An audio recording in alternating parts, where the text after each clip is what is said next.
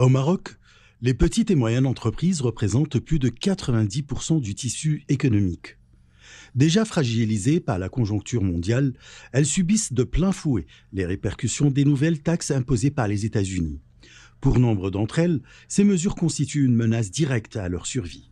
Déjà, on a un problème de chômage au niveau national et comme par hasard, les structures, les entreprises qui créent de l'emploi, ce sont les petites entreprises. Là, on va voir la fermeture, on va conduire à la fermeture de beaucoup de petites entreprises marocaines, ce qui va aggraver davantage le taux de chômage au niveau national. Du coup, ces entreprises, s'il n'y a pas de l'intervention de l'État, des subventions, des aides à ces petites entreprises exportatrices, on va finalement assister à une fermeture et puis par conséquent, on va accentuer le chômage.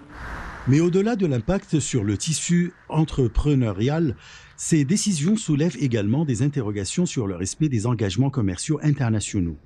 Pour de nombreux analystes, la stratégie américaine marque un tournant inquiétant dans les relations économiques mondiales.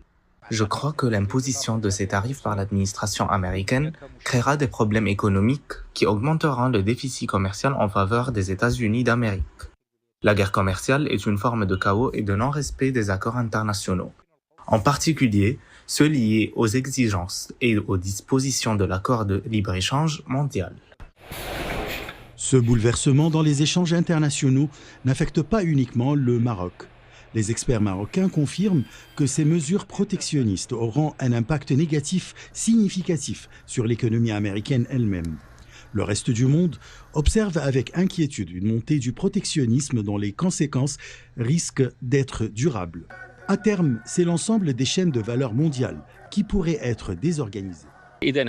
Ces décisions unilatérales conduiront à terme à l'affaiblissement de l'économie américaine, à la fermeture de nombreuses entreprises et usines américaines et à une augmentation du chômage. Certes, si cette guerre commerciale continue et s'accélère, les prix augmenteront partout dans le monde, les économies seront obligées de se replier sur elles-mêmes et chaque pays dépendra de ses propres produits. C'est le scénario difficile que nous devons tous éviter par des négociations rationnelles afin de ne pas arriver à ce scénario terrifiant. Le Maroc, comme beaucoup d'autres pays, se retrouve face à un défi de taille. Adapter son modèle économique à un monde où les règles du jeu semblent changer au gré des décisions unilatérales. Reste à savoir si les prochaines négociations permettront d'éviter une escalade aux conséquences incalculables. Achraf Massoud pour CGT1 français.